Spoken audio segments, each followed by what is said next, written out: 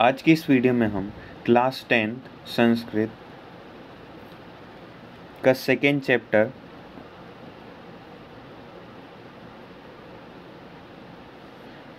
बुद्धिर्बलवती सदा यानी बुद्धि बलवान होती है, हमेशा बलवान होती है। सदा यानी होता है हमेशा, बुद्धि यानी होता है दिमाग, जो आपके पास दिमाग है। बलवती यानी बलवान होती है। कहने का तात्पर्य ये है कि बुद्धि हमेशा बलवान होती है। तो चलिए चैप्टर का लाइन बाय लाइन एक्सप्लेनेशन देखते हैं। यदि आपको इसके जो आंसर्स हैं एक्सरसाइज के, अभ्यास प्रश्न का उत्तर देखना है तो लिंक डिस्क्रिप्शन में आपको PDF मिल जाएगी, उसमें आप जाकर आंसर देख सकते हैं। तो चलिए समझते हैं line by line explanation of the chapter. प्रस्तुत पाठः सुख सप्तति इति कथा ग्रंथन्यात् संपादनं कृत्वा संग्रहितोऽस्ति। यानी कि जो प्रस्तुत पाठ है, जो आप यहाँ पे चैप्टर देख रहे हैं, बुद्धि बलवती सदा, ये सूक्त सप्तति नाम के एक ग्रंथ में संपादित था, उससे यहाँ पे लिया गया। अत्र पाठांशे स्वलघुपुत्राभ्यां सह कानन मार्गे पितृगृहं प्रति गच्छत्या बुद्धि मातिति नाम्य महिला माति कौशलम प्रदर्शितम वर्तते। तो इस पाठ में अत्र पाठांश यानी इस पाठ में स्व लघु पुत्राभ्याम यानी अपने खुद के दो लघु यानी होता है छोटा, दीर्घ यानी बड़ा, तो अपने दो छोटे पुत्रों के साथ, सह यानी साथ, कानन यानी होता है जंगल। ये आपके एक्सरसाइज में भी क्वेश्चन है। कानन यानी क्या होता है? जंगल, यह बोल सकते हैं फॉरेस्ट। मार्ग यानी रास्ता या मार्ग से। पितृगृहं प्रति, तो वो पिता के घर की ओर चलती है और अपनी बुद्धि की सहायता से वह महिला मति कौशलम प्रदर्शति, और वो अपनी उस कौशल का प्रदर्शन करती है कि उसके पास बहुत अच्छी बुद्धि है। अब इस पाठ में आप समझेंगे कि वो किस तरह प्रदर्शित करती है। सह पुरतः समागत सिंहमति भातिमुपात्य तथा निवार्यति, तो वो एक मतलब अपने दिमाग का प्रयोग करके एक सिंह यानी व्याघ्र जो होता है, बाघ को भी डरा देती। इयम कथा नीति पुण्यो शुक्र सार्क्यो संवाद मध्येन श्रुत। तो यहाँ पे ये कथा है, तो यहाँ से स्टार्ट करते हैं। आपके जो क्वेश्चन आंसर्स आएंगे वो इधर से आने स्टार्ट होंगे। इसके पहले का है वो कोई इंपॉर्टेंट नहीं, उतना आप उतना नहीं भी पढ़ेंगे तो भी चल जाएगा। तो चलिए शुरू करते हैं। अस्ति यानी होता है, अस्ति यानी क्या होता है? देवलाख्यो, ये एक गांव का नाम है। जैसे आपके कोई भी गांव का नाम हो सकता है,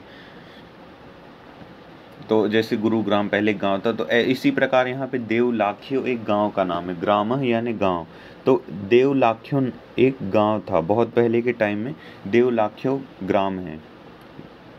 तत्र राजसिंह नाम राजपुत्र वसति स्म, वहाँ पे राजसिंह नाम का राजपुत्र यानी राजा का पुत्र वसति स्म यानी रहता था। एकदा केनापि आवश्यक कार्येण तस्य भार्या बुद्धिमती पुत्र द्वयोपेत पितृगृहं प्रति चलिता। तो एकदा यानी एक बार, किसी आवश्यक कार्य यानी किसी आवश्यक कार्य से, तस्य भार्या यानी उसकी पत्नी, भार्या यानी क्या होता है? पत्नी। बुद्धिमती, उसका नाम है बुद्धिमती, बहुत होशियार थी। पुत्र द्वयों यानी अपने दोनों पुत्रों के साथ, पितृगृहम यानी पिता के घर, प्रति चलिता पिता के घर की ओर चल रही थी। मार्ग यानी रास्ते में, मार्ग यानी क्या होता है? मार्ग में या रास्ते में। गहन कानेन सह एकम व्याघ्रम ददर्श, तो बहुत ही गहन यानी होता है घना, क्या होता है? घना। और कानीन की बात करें तो कानीन का अर्थ होता है जंगल।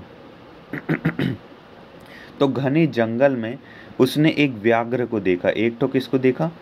व्याघ्र यानी होता है बाघ। सरल अर्थ में बता रहा हूँ ताकि आपको ये समझ आ जाए। तो वनी यानी कानीन, कानीन और वनी एक्सरसाइज में भी आप इसको ध्यान से देख लीजिए। कनि वानीन सा व्याघ्रम गच्छन्तम दृष्ट्वा, उसने क्या करा? व्याघ्र को देखा।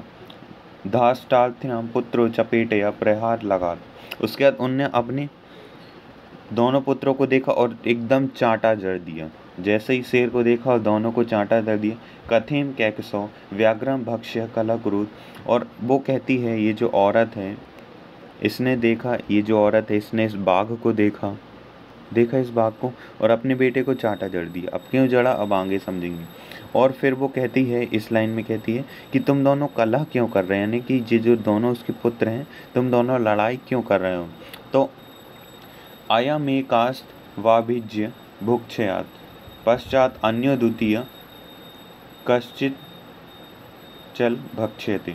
अब यहाँ पे वो कहती हैं कि तुम दोनों एक शेर को खाने के लिए क्यों लड़ रहे हो। ये मेन इसलिए कह रही है, जो औरत है बुद्धिमती, ये इसलिए कह रही है ताकि जो शेर है वो डर जाए।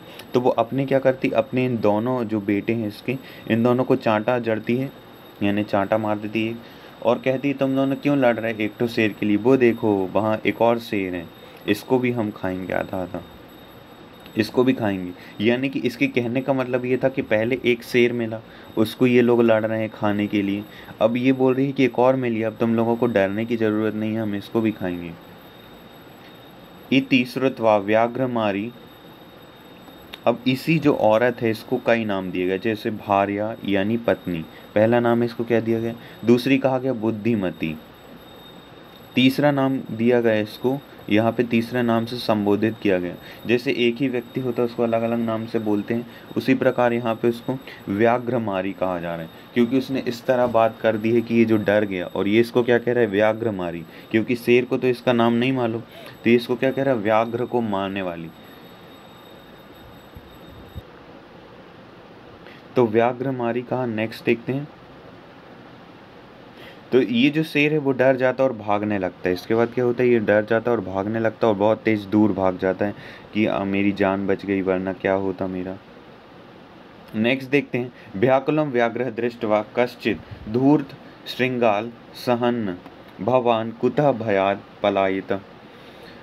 तो फिर उसको भागता हुआ देखकर एक धूर्त पूछती है। यहाँ पे धूर्त के क्या मतलब है, तो वो पूछती है।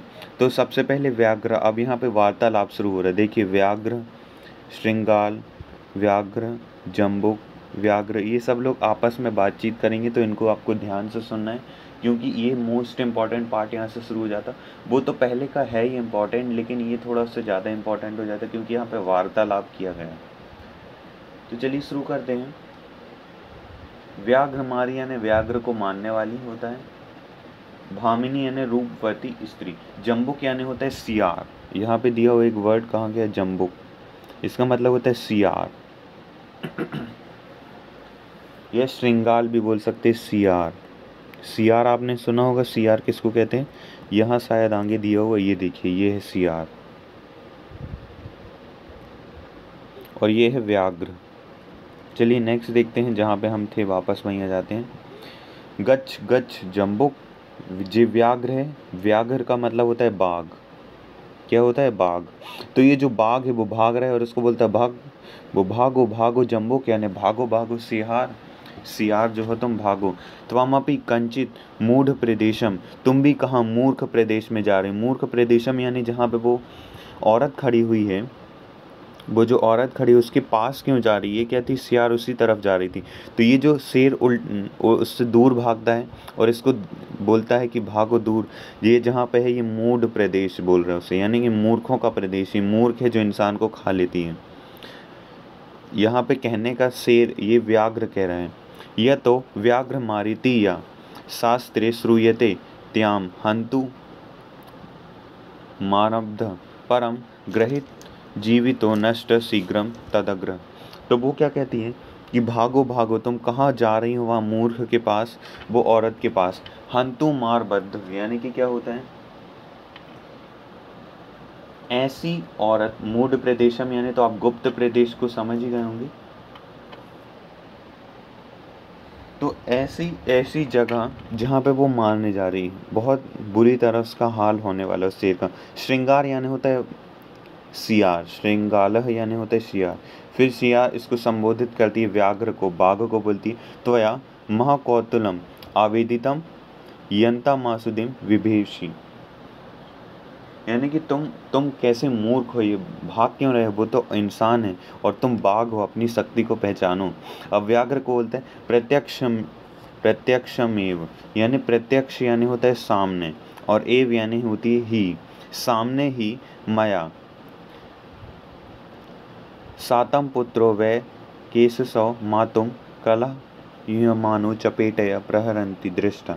तो वो व्याघ्र कहता है मैंने अपनी आंखों के सामने से देखा है, ये जो औरत है अपने दोनों बच्चों को कह रही थी कि आधा आधा खाने की क्या जरूरत है, एक और व्याघ्र है उसको तुम खा लो, एक व्याघ्र और दूसरा व्याघ्र यानी दूसरा बाघ तुम ही दूसरा खा लो।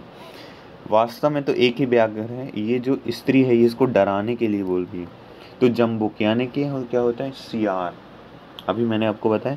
तो जो जम्बुक है, स्वामिन यत्रास्ते सा धूर्ता तत्र गम्यता व्यात्र व्याघ्र तव पुनः तत्र गमस्य सा सम्मुखम पिक्षयते यदि तर्हि त्वया अहम हंतव्य इति। तो फिर वो जो बोलती है कि स्वामिन यदि यहाँ वहाँ भागने से कोई फायदा नहीं है, जो सियार बोलता है कि तुम डर क्यों रहे हो, तुम जंगल के राजा हो, व्याघ्र हो तुम। फिर वो व्याघ्र बोलता है श्रृंगाल यदि त्वम माम मुक्ता या सीतादा वेलाप्य वेला, यदि तुम जा सकती हो तो जाके दिखाओ। फिर जम्मुक बोलती यदि एवं तरही मामनी जलते बधवा चल सत्वम, यदि तुम मेरे साथ रस्सी से बांध कर चलो तब मैं जा सकती हूँ। सह व्याघ्रम तथा कृत्वा काननम ययु। तो वो क्या करते हैं, एक दूसरे को रस्सी से बांध लेते हैं। यहाँ शायद डायग्राम होगा, ये देखिए यहाँ पे ये दिखाए गए, ये रस्सी से बांध कर जा रहे हैं। श्रृंगालेन सहित यानी श्रृंगार जो सियार के साथ, सहितम यानी साथ में। पुनरंतम व्याघ्रम दूरा दृष्टवा बुद्धिमती, तो वो फिर से जाने लगते हैं उस बुद्धिमती के पास में। हम नेक्स्ट देखते हैं क्या होता है। रे रे दूत त्वया दत्तम मह्यम व्याघ्रत्रयम पूरा। तो वो ये जो औरत रहती बोलती हे क्यों सियार धूर्त, तुम ले आई एक और शेर को, मतलब ये ऐसी बात कर रही है कि ये जो बाघ है वो डर जाए।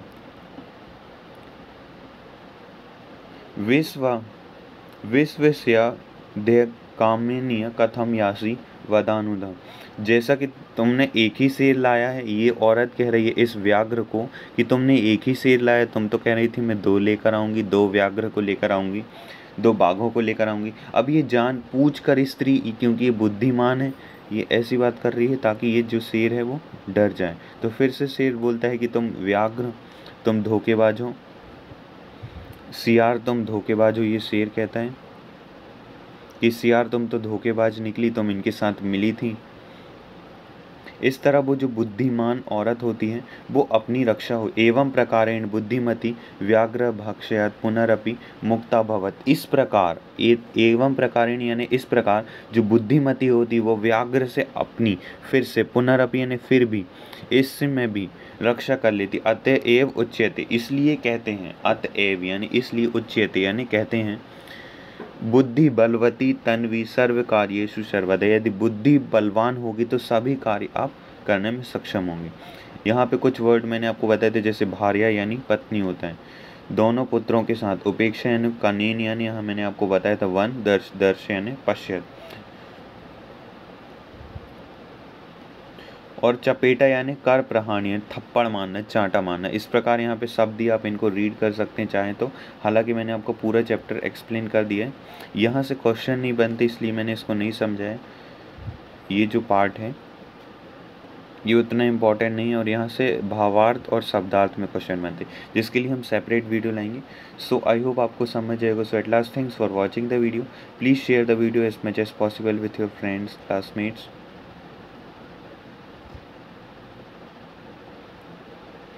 ये जो क्वेश्चन आंसर इनकी PDF आपको मिल जाएगी, डिस्क्रिप्शन में लिंक है, और बहुत ही इजी है ये क्वेश्चन। जैसे पितुः धन ग्रहम, पितृग्रहम एकः एकः यानी एक और एक, अन्य धन अपि यानी अन्योपि, इति धन उक्तवा इत्युक्तौ अत्र, यत्र धनास्ति यत्रास्ति।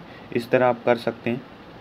और यहाँ पे टिक द करेक्ट है, तो देखिए ददर्श यानी दृष्टवा देखना, जगात यानी अकथयत कहना, ययो आतुम, मुच्यते इक्ष्यते। तो इन सब का आंसर मैंने आपको PDF में बनाकर दे दिया, तो आप देख सकते हैं। वनम यानी काननम होता है जंगल, मैंने आपको बताया। पत्नी यानी भार्या, गच्छसि गच्छामि। शीघ्रम यानी जल्दी जल्दी। श्रृंगार यानी होता है सियार। और यहाँ पे विपरीतार्थक यानी एंटोनिम्स लिखने, तो प्रथम अंतिम, उक्त्वा श्रुत्वा सुनना, अधुना प्राचीना, बुद्धिहीन बुद्धियुक्ता। तो इस तरह कर सकते। So at last, thanks for watching the video. Please share the video as much as possible with your friends, classmates as much as possible.